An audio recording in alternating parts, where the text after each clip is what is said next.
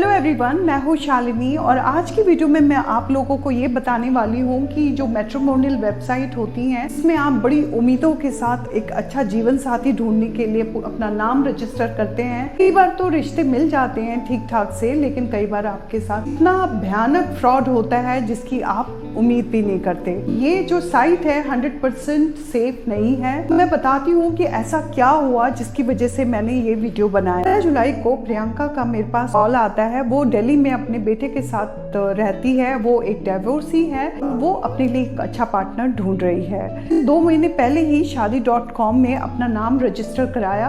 उसके पास कई रिश्ते आए, उसमें से उसने एक को फाइनलाइज किया। जब प्रियंका उस लड़के से मिलती है और मिलने के बाद वो लड़का से पहले ये क्वेश्चन करता है कि उसके पास कुछ प्रॉपर्टी है, उसके पास कितनी ज्वेलरी है। प्रियंका ने बताया कि उसके पास अपना घर है, उसकी प्रॉपर्टी है और थोड़ा सा पैसा भी हर महीने आता है। तो उस लड़के ने प्रियंका से बोला कि मैं एक सजेशन देना चाहता हूँ। शादी की बात भी नहीं हुई है, कुछ भी नहीं हुआ। सीधा उसने बोला कि एक जॉइंट अकाउंट खुलवा लेते हैं और आपको जितने पैसों की जरूरत होगी आप मुझसे बताना, मैं आपको दे दूंगा। तो प्रियंका को पता चल गया कि ये एक फ्रॉड है, तो उसने उसको रिजेक्ट कर दिया। और प्रियंका को कुछ टाइम के बाद एक और रिश्ता आता है और वो रिश्ता था जर्मनी से एलेक्स का। एलेक्स की सारी इंफॉर्मेशन मैं आप लोगों के साथ जरूर शेयर करूंगी, क्योंकि एलेक्स ने बहुत सारी लड़कियों को बेवकूफ बनाया है। एलेक्स ने बोला कि इंडियन लड़कियां बहुत अच्छी होती हैं, वो अपनी फैमिली का सबका ध्यान रखती हैं, तो वो भी चाहता है शादी करना इंडियन लड़की से। डिवोर्सी है, उसकी 5 साल की एक बच्ची है। एलेक्स ने बोला कि वो जल्दी से जल्दी शादी करना चाहता है और एलेक्स ने ये भी बताया कि वो एक सर्जन है और स्टीफन मैरिन हॉस्पिटल बर्लिन में काम करता है।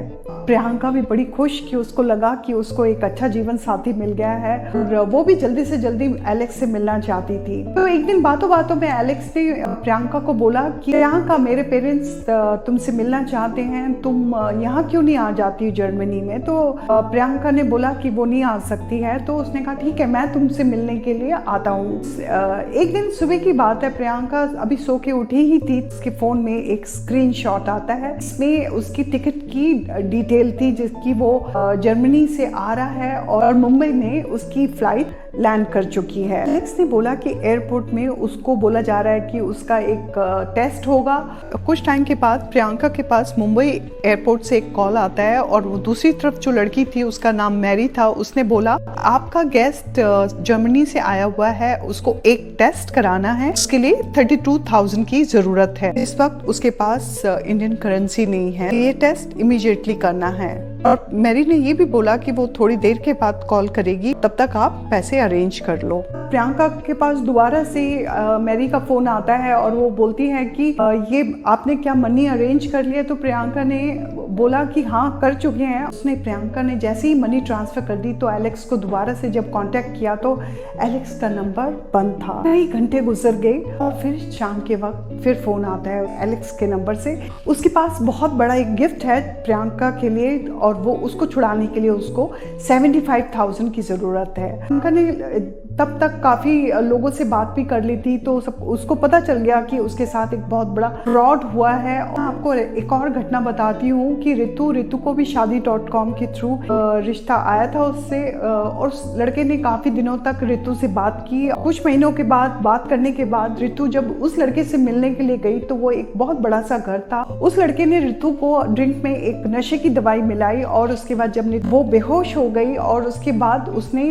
उस लड़की के ऑर्गन निकाले गए और उसके बाद में उस लड़की को एक ऐसी अनजान सी जगह में डंप कर दिया और उसके बाद उस लड़के का कोई अता पता नहीं मिला। जब भी आप किसी से मिलने जाते हैं तो अकेले ना जाएं, अपने किसी दोस्त या अपने फैमिली में किसी के साथ जाएं ताकि आपके साथ कभी भी कोई ऐसा फ्रॉड ना हो सके। मेरी स्टोरी यहीं खत्म होगी। अब मैं बहुत जल्दी मिलती हूँ दूसरी कहानी के साथ। Thank you so much. नमस्ते।